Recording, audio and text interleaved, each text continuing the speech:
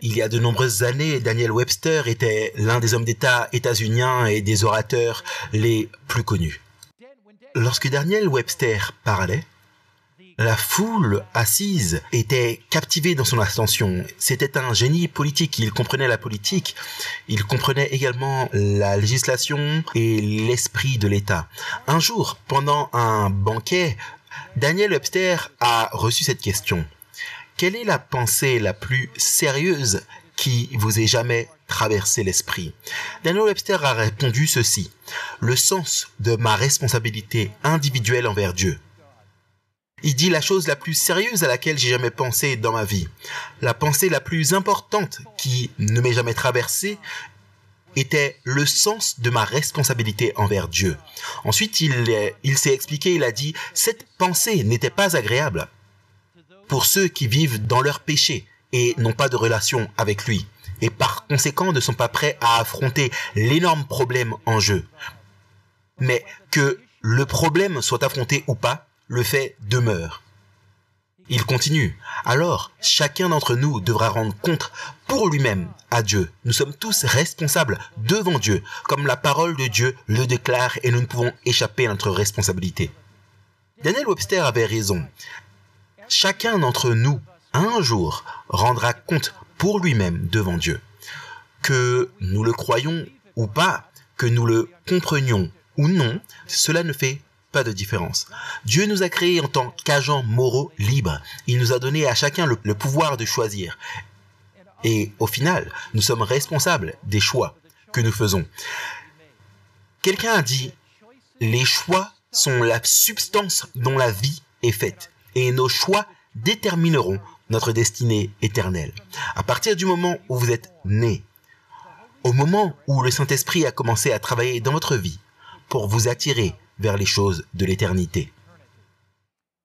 Dans Ecclésiaste 3, verset 11, la Bible dit que Dieu a placé la pensée de l'éternité dans leur cœur. Dans Jean chapitre 1, la Bible dit que Christ est la lumière qui éclaire tout homme qui est venu dans le monde. Donc, depuis le moment où vous êtes né, ces teintes que vous avez dans votre cœur, ces inclinations que vous avez dans le cœur de faire le bien, ont été placées là par Dieu. Chaque impulsion bonne a été placée là par Dieu. Chaque désir juste a été placé là par Dieu. Dieu a alors non seulement placé ses désirs dans nos cœurs, mais Dieu arrange les circonstances dans nos vies pour nous attirer à lui. Dieu se révèle à nous de plusieurs manières. Il révèle sa majesté dans la nature. Il révèle sa beauté au lever du soleil. Dans un parterre de fleurs, Dieu se révèle à nous constamment et sa tentative est de nous attirer à lui. Il se révèle plus pleinement dans la parole de Dieu. C'est là que nous apprenons sur sa grâce, là que nous apprenons sur sa miséricorde, là que nous apprenons sur son amour, là que nous apprenons sur sa bonté, là que nous apprenons sur sa toute-puissance. Mais son but est de nous attirer à lui. Mais Dieu ne fera jamais le choix pour nous. Les choix sont la substance dont, en effet, la vie est constituée. Dieu nous a créés avec le libre arbitre et nous sommes responsables pour les choix que nous faisons. Un de mes amis raconte cette histoire. Son père venait de devenir chrétien et son père avait cette habitude terrible de mâcher du tabac. Un type un peu comme ça, je ne sais pas comment le faire parce que je n'ai jamais mâché de tabac de ma vie, mais son père avait ce problème et son père se levait le matin et disait « Seigneur, j'abandonne mon tabac » et il crachait ce bout de tabac de sa bouche et il vivait dans une ferme et son père sortait sur le porche et il prenait ce gros morceau de tabac et le jetait aussi loin que possible parmi les tiges de maïs. Et mon ami disait, environ vers midi, il voyait son père marcher au milieu du champ de maïs. Vous pensez que son père faisait quoi? Vous pensez qu'il faisait quoi? Il cherchait le tabac, pas vrai? Maintenant, voici ma question pour vous. Si vous étiez Dieu, le laisseriez-vous le trouver? Si vous étiez Dieu, le laisseriez-vous le trouver? Le même choix que l'homme a eu le matin, il a ce même choix le midi. Et Dieu ne va pas enlever cette liberté de choisir. Dieu va permettre cette liberté de choisir afin que vous et moi puissions nous agenouiller devant Dieu et confesser nos péchés. Mais l'après-midi, nous pouvons aller les chercher à nouveau. Nous pouvons dire, Seigneur, je suis tellement désolé d'avoir regardé cette série sur Netflix et l'après-midi dire, waouh, c'était tellement bien, je pense que je vais le regarder à nouveau. Seigneur, je suis tellement désolé de m'être livré à cela et d'avoir détruit mon cœur. Mais qu'est-ce que c'était bon, je pense que je vais le faire à nouveau. Vous voyez, le service du sanctuaire ne nous est pas seulement donné par Dieu pour que nos péchés soient pardonnés. C'est plutôt pour révéler que le Dieu qui pardonne nos péchés désire nous purifier du péché et que le grand désir de Dieu est que notre volonté, notre liberté de choisir soit placée entre ses mains. Et le jugement de la fin de Dieu révèle que nous sommes responsables de nos actions. Dans la vie que nous vivons, beaucoup de gens disent « Oh, c'est ma génétique qui m'a poussé à faire cela. C'est mon environnement qui m'a poussé à faire cela. C'est mes amis qui m'ont poussé à faire cela. » Mais le jugement révèle que Dieu a fait tout ce qu'il pouvait pour sauver chaque être humain et qu'en fin de compte, nous sommes responsables de nos propres choix. Maintenant, le jugement est discuté par chaque écrivain biblique. Avez-vous réalisé que le sujet du jugement est mentionné 1000 fois dans la Bible? La Bible dit, et vous pouvez le lire avec moi s'il vous plaît, dans 2 Corinthiens, chapitre 5, verset 10. « Car nous devons tous comparaître devant le trône du jugement de Christ. » Qui est-ce qui doit comparaître? Tous. Tous, c'est tous, parce que si tous n'étaient pas tous ne seraient pas tous. Donc tous, c'est quoi? Tous, c'est tout le monde. Donc nous devons tous quoi? Comparaître devant le siège du jugement de Christ. Pourquoi? Continuez à lire avec moi. Afin que chacun puisse recevoir les choses faites dans le corps selon ce qu'il a accompli, soit bien, soit mal. Donc, le jugement révèle que Christ a fait tout son possible pour nous sauver. Que sa grâce fournit la rançon et le pardon et la délivrance, que sa grâce fournit le pouvoir, mais le jugement révèle comment nous avons choisi. Poussés par l'Esprit à répondre à sa grâce. Maintenant, dans l'ancien sanctuaire, il y avait 2 services majeurs. Il y avait le service quotidien. Maintenant, dans le service quotidien, des sacrifices étaient offerts. Du sang était versé. Mais dans ce service quotidien, il y avait beaucoup de choses qui se passaient dans le sanctuaire, pas seulement des sacrifices offerts. Le sanctuaire est un endroit très fréquenté. C'est là que les prêtres conduisaient la congrégation dans le champ. C'était là que les bébés étaient consacrés dans le parvis du sanctuaire. C'était là dans le sanctuaire que les offrandes de remerciement étaient faites. C'était là, dans le sanctuaire, que les gens venaient pour être enseignés et instruits dans les choses de Dieu. Donc, pendant ce service quotidien, la partie centrale du service quotidien, c'était l'offrande du sacrifice. Le sang du sacrifice était versé. Le pécheur avait confessé son péché sur la tête de l'animal, comme nous l'avons étudié lors des présentations précédentes. Et alors qu'il faisait cela, le prêtre prenait le sang dans un bol et apportait ce sang dans le sanctuaire, dans le lieu saint du sanctuaire. Avant d'entrer là, le prêtre se lavait dans la cuve, indiquant que pour entrer dans la présence de Dieu, il faut être purifié. Lorsque vous entrez dans le tabernacle, la lumière du chandelier brillait là, révélant la lumière de la parole de Dieu à travers le Saint-Esprit qui brille dans notre vie. Il y avait la table des pains de proposition, Christ, le pain même de la vie qui nous fortifie chaque jour. Il y avait l'encens révélant nos prières mêlées aux prières de Christ. Alors que le prêtre quittait le sanctuaire, les péchés étaient transférés du pécheur à travers l'agneau et son sang dans le sanctuaire. Il y avait des offrandes que le prêtre mangeait et apportait dans le sanctuaire. Nous les avons étudiées lors des présentations précédentes. Donc, un flot de péché entrait dans le sanctuaire chaque jour dans le service quotidien. Mais la question est de savoir si le sanctuaire serait jamais purifié. Le registre des péchés qui ont été notés par le sang de l'agneau ou des sacrifices placés sur l'autel d'encens seraient-ils un jour purifiés? Une fois par an, à la fin de l'année juive, il y avait un jour appelé le jour des expiations. Le mot expiation signifie simplement harmonie. Donc au jour des expiations, le dernier jour de l'année juive, un service était effectué appelé la purification du sanctuaire. Tout comme l'agneau mourant représentait la mort de Christ sur la croix, et tout comme le ministère du prêtre dans le sanctuaire terrestre représente le ministère de Christ dans le lieu saint, de même le ministère du grand prêtre dans le lieu très saint du sanctuaire céleste représente ce jour des expiations, ce jour où les êtres humains sont amenés à ne faire plus qu'un avec Dieu, le jour où le sanctuaire est purifié. Comment cela s'applique-t-il à aujourd'hui? Et quel est ce jour des expiations? L'un des sages juifs l'a dit ainsi: le jour des expiations, c'est le jour des expiations dans l'ancien Israël, est un jour de jugement pour toute l'humanité. Alors le jour de l'expiation était connu comme le jour du jugement. Tout Israël s'est rassemblé autour du sanctuaire. Ils arrêtaient tout ce qu'ils faisaient. Nous allons étudier cela ce soir. Ils se rassemblaient autour du sanctuaire parce que le jour du jugement était sur eux. Tous ceux qui ne se rassemblaient pas autour du sanctuaire au jour du jugement seraient retranchés ou perdus du milieu du peuple. Le point culminant, le point de couronnement du service du sanctuaire venait au mois d'octobre. C'était le grand jour des expiations, en hébreu appelé le Yom Kippour. Chaque fête de l'année du sanctuaire en Israël, chaque fête pointait vers ce jour des expiations.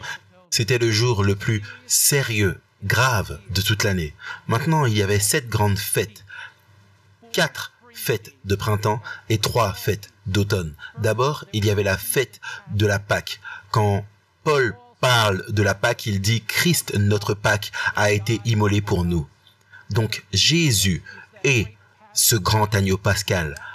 Elle était suivie le lendemain par la fête des pains sans levain. Le levain était un symbole du péché, donc le pain sans levain, cette fête représentait le lendemain de la Pâque que Christ, le pain de vie, celui qui a été sacrifié sur la croix du calvaire, nous enlèvera la culpabilité du péché, la honte du péché, la puissance du péché. La fête suivante était la gerbe agitée, immédiatement après la fête des pains sans levain. C'était là qu'Israël venait au jour de la fête des gerbes agitées, agitait les prémices de la moisson. Christ ressuscité d'entre les morts et les prémices de ceux qui sont ressuscités d'entre les morts. La Bible dit que lorsque Christ reviendra, 1 Thessaloniciens chapitre 4, versets 16 et 17, le Seigneur lui-même descendra du ciel avec un cri à la voix d'un archange et la trompette de Dieu.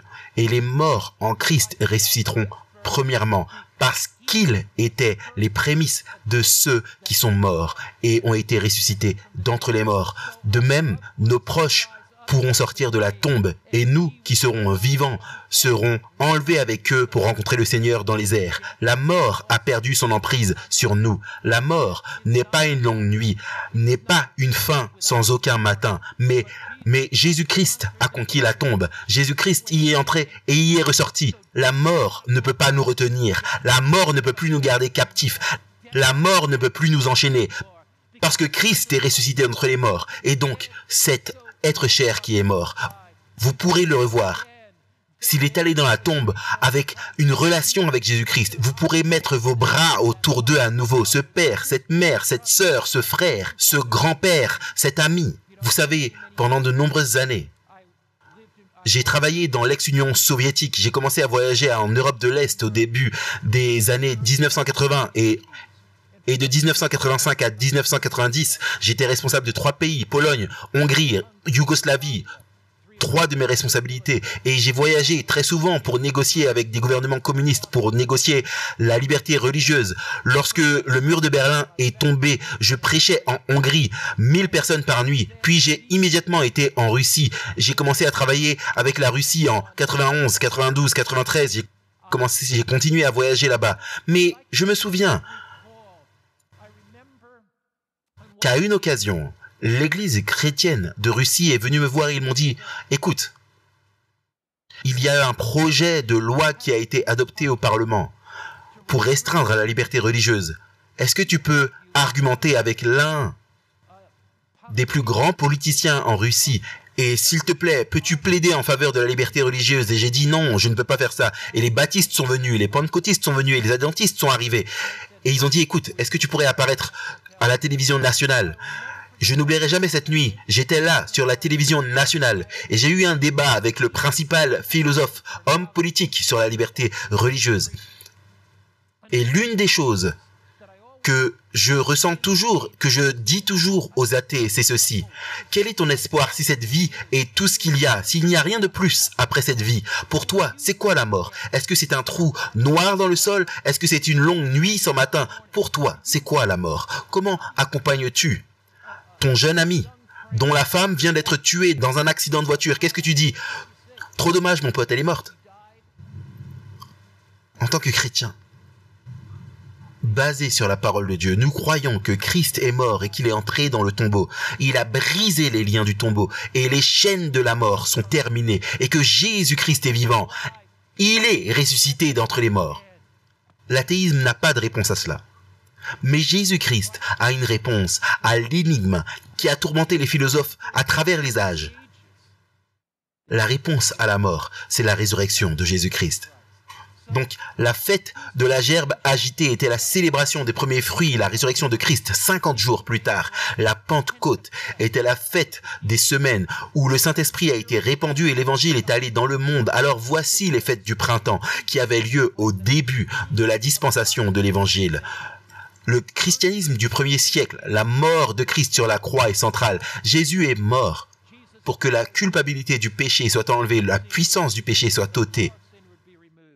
Jésus est ressuscité d'entre les morts, indiquant que le pouvoir de la tombe sur nous est brisé et que l'Esprit de Dieu a été répandu à la Pentecôte, indiquant que l'Évangile irait dans le monde, la Pâque, le pain sans levain, la gerbe agitée, les semaines, les fêtes du printemps. Elles font partie de la première venue de Christ. Mais les 3 dernières fêtes nous amènent à la seconde venue de Christ, la fête des trompettes.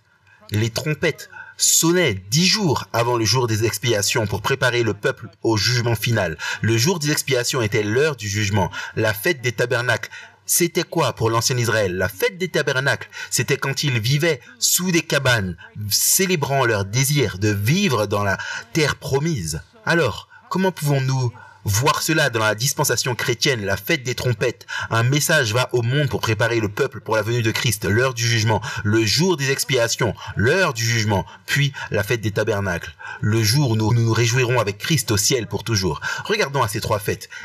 10 jours avant le Yom Kippour, dans l'ancien Israël, les prêtres faisaient sonner de la trompette, avertissant tout le monde de se préparer pour le jour des expiations à venir.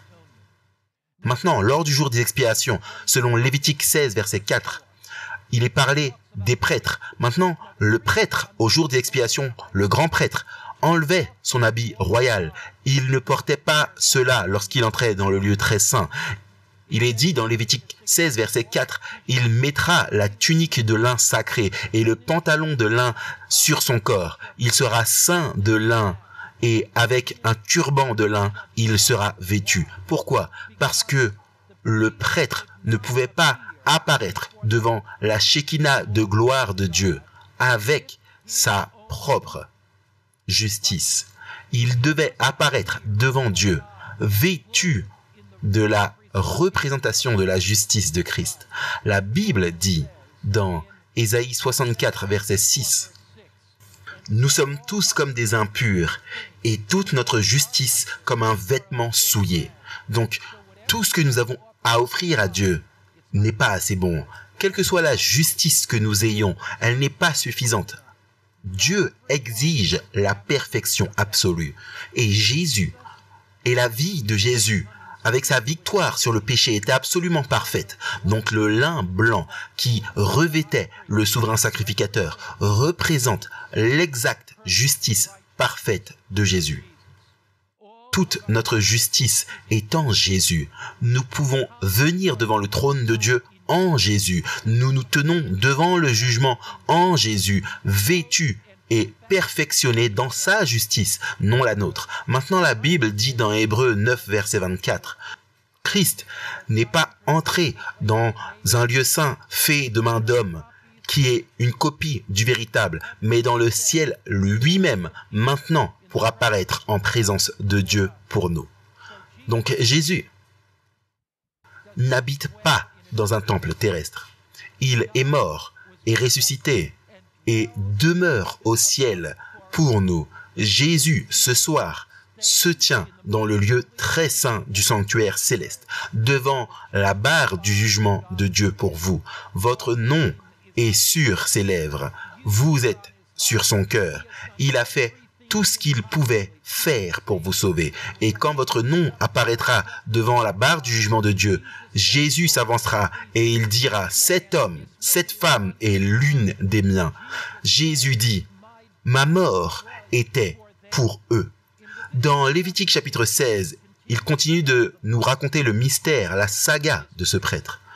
Avant que le prêtre n'entre dans le sanctuaire, le prêtre devait offrir un sacrifice pour lui-même et pour sa famille. Maintenant, quand le prêtre offrait ce sacrifice pour lui-même et pour sa famille, c'était la reconnaissance qu'il ne pouvait entrer dans le sanctuaire que par le sang de Christ, sans aucun autre moyen. Maintenant, quand il était prêt à entrer dans le sanctuaire au jour des expiations, le dernier jour de l'année juive, ce jour de jugement, il y avait 2 boucs et le sort était jeté. Un bouc était choisi comme le bouc de l'Éternel et l'autre était choisi comme le bouc pour Azazel, le bouc émissaire. Le bouc pour l'Éternel était tué. Aucun péché n'était confessé sur la tête du bouc de l'Éternel. Le bouc de l'Éternel était tué. Le sang pur de ce bouc était amené dans le sanctuaire. Pourquoi? Parce que toute l'année, un flot de péché était entré dans le sanctuaire. Mais c'est le jour de la purification du sanctuaire, le jour où le péché sera ôté du sanctuaire. Donc, il n'y a pas de sang chargé de péché ici. Il n'y a pas de péché confessé sur la tête de ce bouc à cause du symbolisme du sang pur qui entre. L'un des concepts clés du sanctuaire est que la culpabilité et la condamnation du péché et sa peine peuvent être transférées du pécheur repentant au sacrifice, puis à travers le sang dans le sanctuaire. Lorsque nous arrivons au sanctuaire, nous venons accablés de honte, accablés de culpabilité. Nous venons abattus, nous confessons nos péchés sur la tête de notre agneau, Jésus. Jésus prend possession de cette culpabilité, de cette honte. Nous, avec un couteau dans notre main, par imagination, nous tuons l'agneau. Le sang jaillit sur nous-mêmes. Nous voyons que nos péchés ont coûté quelque chose à Dieu.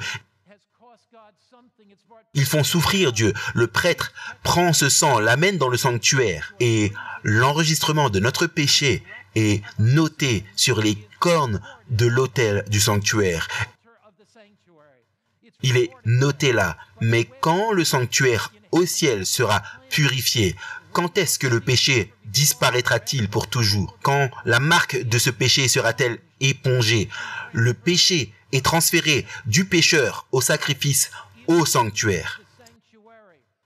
Mais alors, au jour des expiations, le grand prêtre entre dans le lieu très saint du sanctuaire. Il est vêtu de lin, la justice de Christ. S'il se présentait devant Dieu avec sa propre justice, il serait instantanément tué par l'éclat de la gloire de Dieu. Il vient ici, à l'arche de l'Alliance. Il y a 2 anges qui sont faits d'or, représentant les intérêts de tous les milliers et milliers, dizaines de milliers d'êtres célestes. Dans les activités du ciel, entre ces 2 chérubins, où se trouve la Shekinah glorieuse de Dieu. Mais là, dans cette arche de l'Alliance, se trouve la loi des 10 commandements. La loi des 10 commandements qui est le fondement même du gouvernement de Dieu.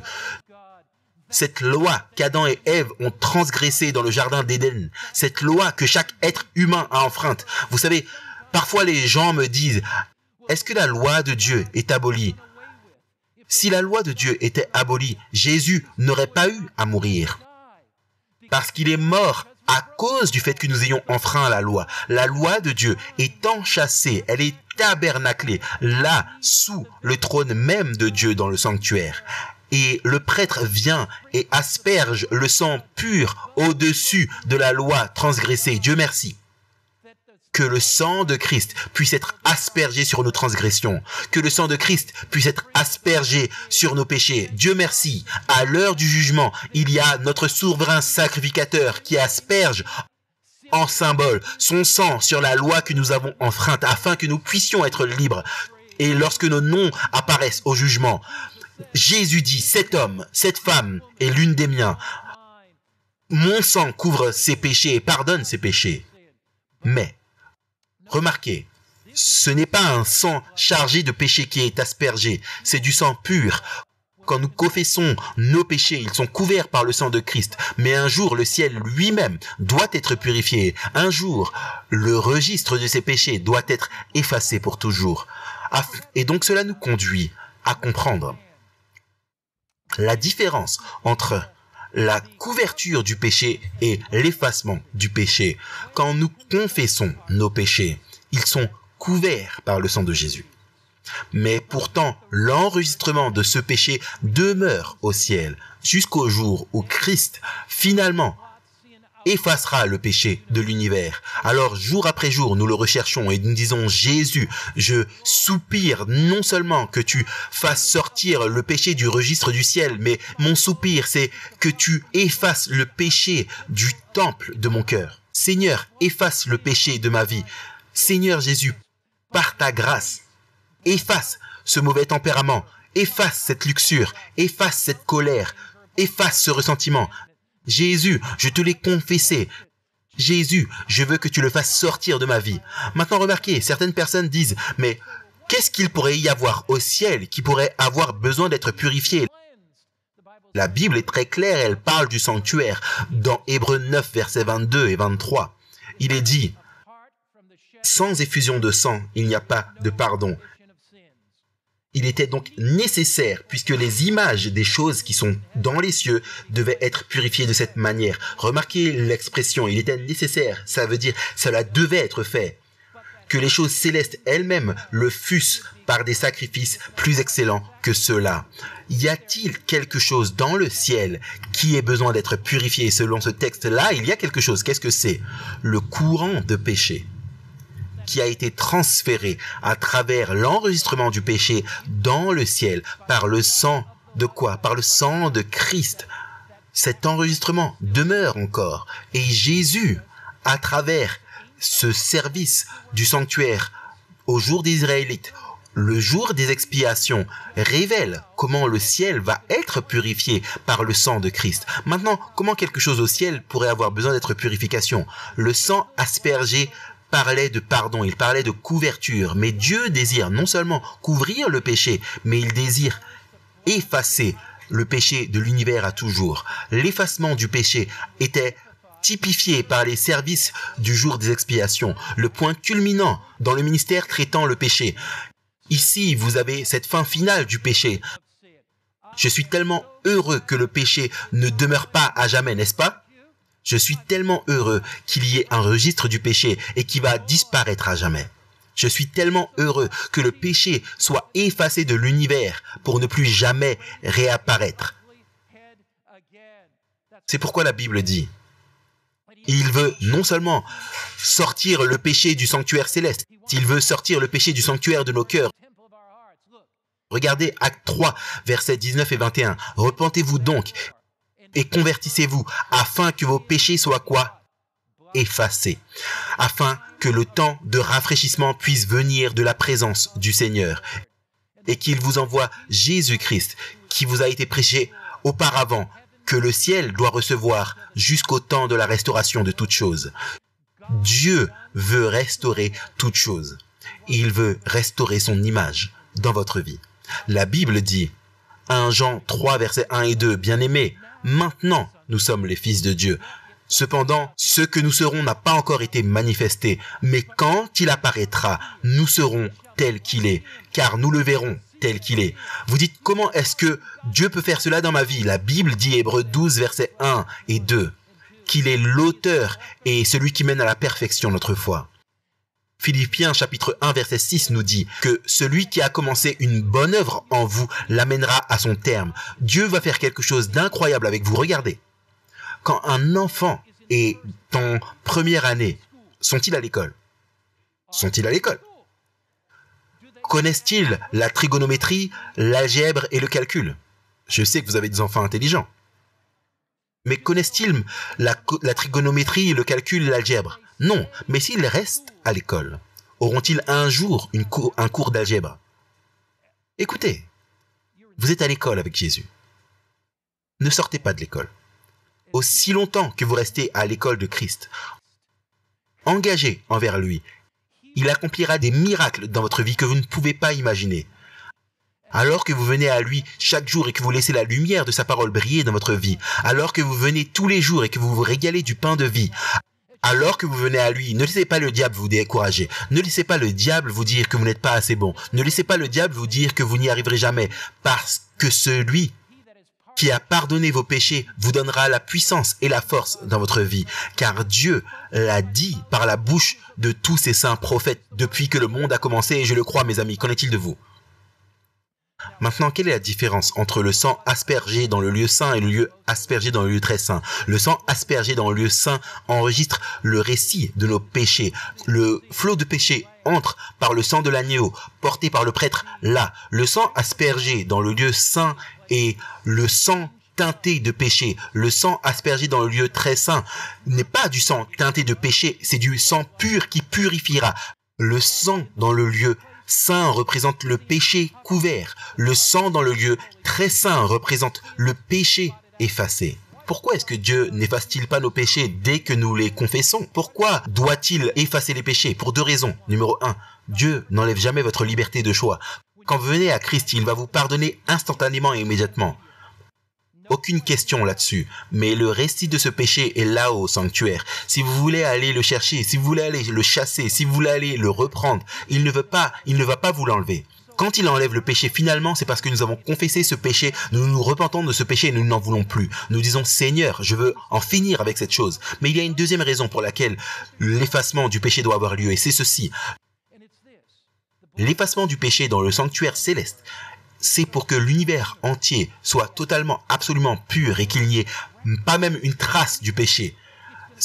Cela va disparaître complètement lors des services du jour des expiations, lorsque le prêtre quittait le sanctuaire. Quand il sortait, souvenez-vous, quand il est entré dans le sanctuaire, le bouc pour l'Éternel était tué, mais il restait un autre bouc.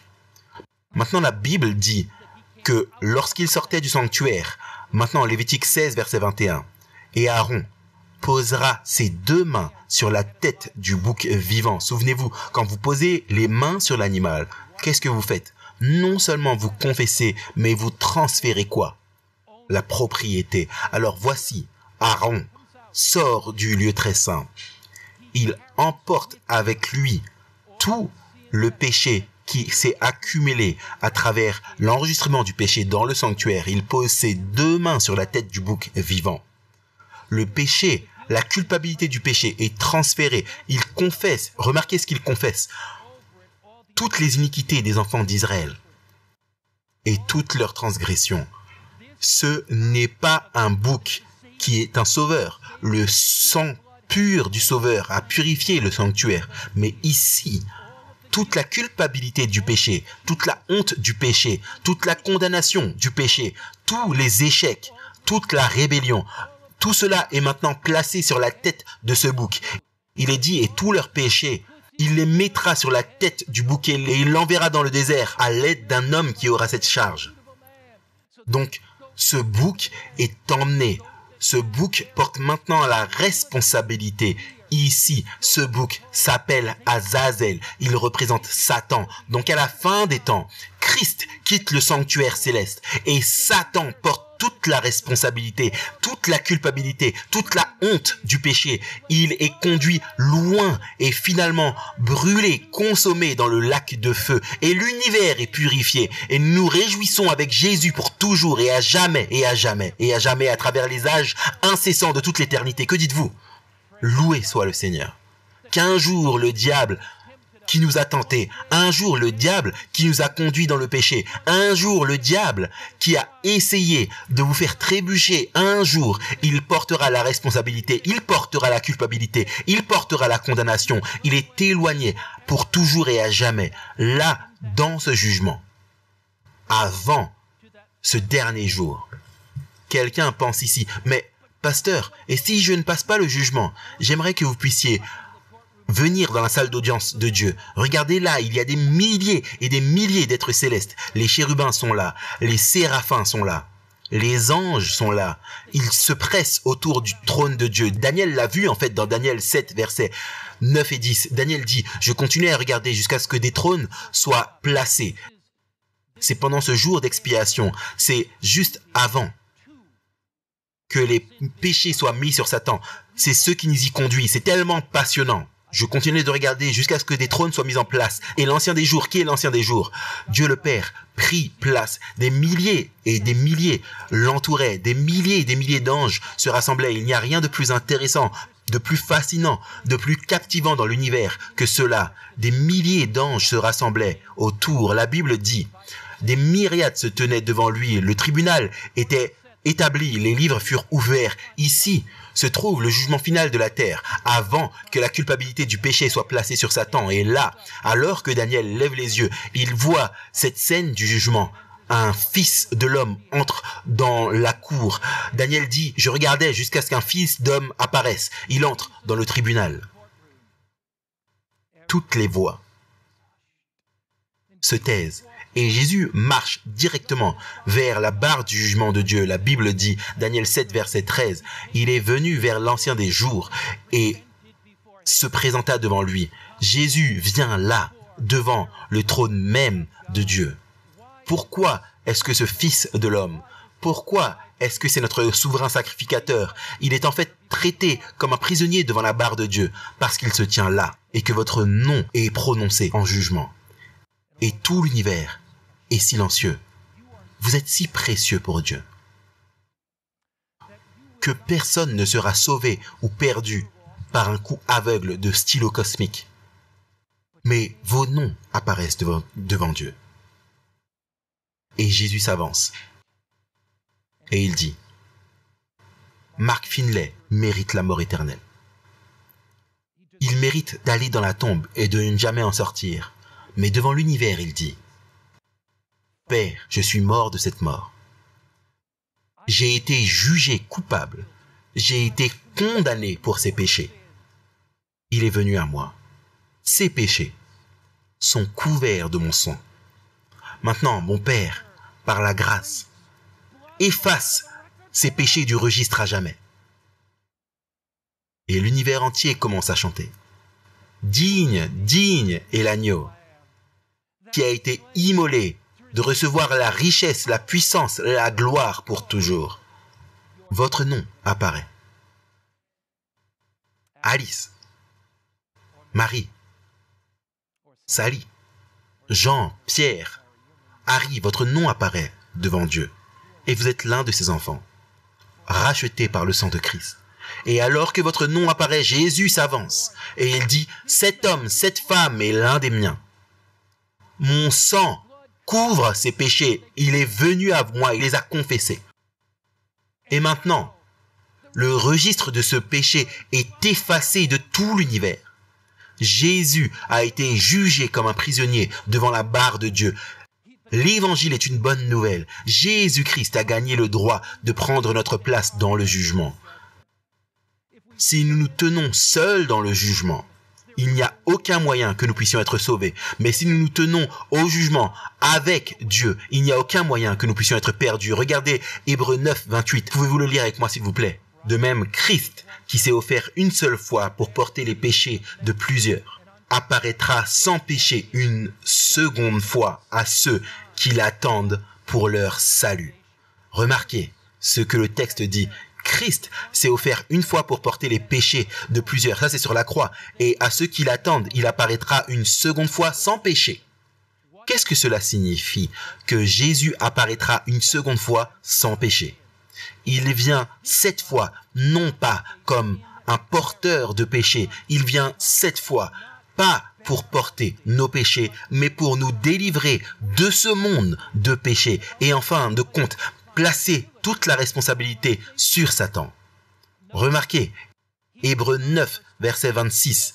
Il apparut une seule fois pour abolir le péché par son sacrifice. Le sacrifice de Christ sur la croix du Calvaire n'est pas la grâce à bon marché. Il y a beaucoup de chrétiens qui croient que la grâce est bon marché. La grâce est gratuite, mais elle n'est pas bon marché. Nos péchés ont coûté au ciel tout ce qu'il avait. Nos péchés ont coûté au ciel la mort du Fils de Dieu. Nos péchés amènent de la souffrance à Jésus maintenant. Jésus est l'agneau. Apocalypse 13, 8, immolé depuis la fondation du monde. Donc, dès le premier péché, la douleur est entrée dans l'univers et dans le ciel. Et la croix est une révélation pour nos sens ternis de la douleur que le péché a amené dès le début au cœur de Dieu. Chaque acte de péché, chaque écart du droit lui apporte du chagrin. Il est venu pour ôter le péché, non seulement pour pardonner nos péchés, mais pour nous délivrer de l'emprise du péché. La grâce nous délivre de la culpabilité du péché et de l'emprise du péché. La grâce nous délivre et nous pardonne de la peine d'une loi enfreinte, mais elle nous donne le pouvoir d'être des personnes différentes. Nous venons à Christ tel que nous sommes et il dit « Je t'accepte mon enfant tel que tu es ». Mais alors que nous venons tels que nous sommes, nous ne restons pas tels que nous sommes. Il y a une puissance de l'évangile pour nous changer. Dans l'ancien Israël, tous les yeux étaient sur le sanctuaire pendant le jour des expiations. Ce qui se passait là, Lévitique 23, versets 27 à 29, il est dit « Ce sera une sainte convocation pour vous. Vous affligerez vos âmes et offrirez une offrande par le feu à l'Éternel. » C'est 10 jours avant le jugement dernier. Qu'est-ce qui se passait? Ils affligeaient leurs âmes. Vous ne ferez aucun ouvrage en ce jour. C'était en d'autres termes un temps spécial, car c'est le jour des expiations pour vous devant l'Éternel votre Dieu. Pendant 10 jours, Israël se rassemblait. Toute personne qui n'affligeait pas son âme. Qu'est-ce que ça signifie affliger son âme? Se repentir de ses péchés, se confesser ses péchés. Ce jour même, il sera retranché. En d'autres termes, ceux qui ne confessaient pas leurs péchés. Au jour des expiations, au jour du jugement, ils seraient jugés et retranchés du peuple de Dieu pendant cette période. La cérémonie du jour des expiations était comme un audit. Pas pour chercher à savoir qui avait péché. Cette partie n'était pas mise en doute, mais pour montrer et profiter de la promesse du pardon. Alors, dans le jugement final céleste, devant le trône de Dieu, Jésus ne peut que représenter ceux qui sont venus à lui. Il ne peut que représenter ceux qui lui ont donné leur vie. Dans ce jugement, le jugement révèle ceux qui ont tiré avantage de la promesse du pardon. C'est quoi l'affliction de l'âme à laquelle Dieu nous amène maintenant? C'est un processus où Dieu nous invite sur nos genoux, où nous disons « Jésus, tout ce que je veux, c'est ce que toi tu veux. Jésus, enlève de mon cœur tout ce qui n'est pas en harmonie avec ta volonté. » C'est 10 jours de préparation avant le jour des expiations, avant le jugement en Israël, étaient des jours de règlement des comptes. Si quelqu'un avait un compte qu'il devait régler, il le réglait en demandant pardon à Dieu et aux autres à qui ils avaient causé du tort. Ils mettaient tout en ordre. Ça, c'était le jour du jugement. Le péché n'est pas seulement une liste de choses mauvaises que nous avons faites. C'est une condition qui imprègne notre cœur. Alors chaque jour, nous venons et disons « Seigneur, revêt-moi de ta justice ». Chaque jour, nous venons et nous disons « Jésus, délivre-moi par ta grâce ». Jésus, pardonne-moi l'affliction de l'âme. C'était une attitude de contrition. S'accrocher à la miséricorde de Dieu après avoir fait un effort sincère et sérieux pour arranger les choses. Dans votre vie, y a-t-il des péchés cachés? Y a-t-il des choses au fond, là, à l'intérieur? Quelqu'un qui ne venait pas et ne participait pas à cette œuvre de grâce était retranché. La Bible dit qu'ils étaient étrangers de la communauté d'Israël, des étrangers de l'alliance, de la promesse, qui va être approuvé lors du jugement, lors de ce grand jour final. Se pourrait-il que nous vivons dans l'heure du jugement maintenant? Apocalypse chapitre 14, versets 6 et 7 nous dit Je vis un autre ange voler au milieu du ciel, ayant l'évangile éternel à prêcher à ceux qui habitent sur la terre, à chaque nation, langue, tribu, peuple. Ça se produit maintenant. Craignez Dieu, dit la Bible, et donnez-lui gloire, car l'heure de son jugement est venue. Lorsque Christ viendra pour donner la récompense, il doit y avoir eu un jugement avant pour déterminer qui reçoit quelle récompense. Vivons-nous dans l'heure du jugement, maintenant? Comment puis-je possiblement me tenir devant le trône de Dieu? Je ne peux que me tenir devant le trône de Dieu, en Christ. La phase d'investigation du jugement a lieu avant le retour de Jésus. Cela s'appelle parfois le jugement pré-advent, un jugement qui a lieu avant le retour de Jésus. Mais Jésus se lèvera pour vous dans ce jugement. Est-ce que j'ai placé ma confiance absolue en Jésus comme mon sacrifice, comme mon seul espoir? Ce soir, Jésus, pour vous, a tout payé. Mais le seul péché qu'il ne peut pas pardonner, c'est celui que vous ne lui donnez pas. Le seul péché qu'il peut pardonner, c'est celui que vous confessez. Jésus a tout payé. Je lui dois tout. Quand le péché a laissé une tache cramoisie, Jésus l'a lavé, blanc comme la neige. Quand votre nom apparaît devant la barre du jugement de Dieu, il n'y a aucun moyen pour que vous puissiez être perdu en Christ. Sa justice est suffisante. Sa grâce est suffisante. Et sa puissance est suffisante pour faire disparaître les taches les plus profondes du péché de votre vie. En ce moment, maintenant, il y a de nombreuses années, un jeune garçon traversait la rue et a eu un accident terrible. Et ce jeune garçon gisait là, sur le sol. L'ambulance a été appelée. Le personnel médical est arrivé. Le garçon a été emmené en urgence à l'hôpital. Et le personnel médical et les médecins ont reconnu que ce garçon avait besoin d'une opération très grave et ils l'ont opéré. Mais comme cela se produit lors de nombreuses opérations, le garçon avait besoin d'une transfusion sanguine. Ils ont cherché quelqu'un pour lui donner du sang. Finalement, ils ont trouvé un donneur. Son père avait le même groupe sanguin. Et le père est allé dans la salle de réveil. C'était avant l'époque des plasmas sanguins. C'était l'époque où il faisait des transfusions sanguines directes. L'infirmière a pris cet écouvillon et l'a plongé dans l'alcool et a frotté la veine du père et l'a piqué. Et le sang a commencé à couler à travers ce tube en plastique, directement dans le garçon. Et le père s'est tenu là en regardant au visage de son petit garçon allongé là, son sang coulant dans son fils. Et le père a dit: docteur, s'il le faut, prenez tout. Docteur, s'il le faut, prenez chaque goutte de mon sang. Jésus est venu dans un monde de péché et était accroché à la croix du calvaire, et le sang coulant sur ses mains, dégoulinant sur le rocher en dessous. C'est comme si Jésus disait: Père, prends chaque goutte de mon sang, parce que mon peuple est trop précieux pour être perdu. Jésus a tout payé. Nous lui devons tout.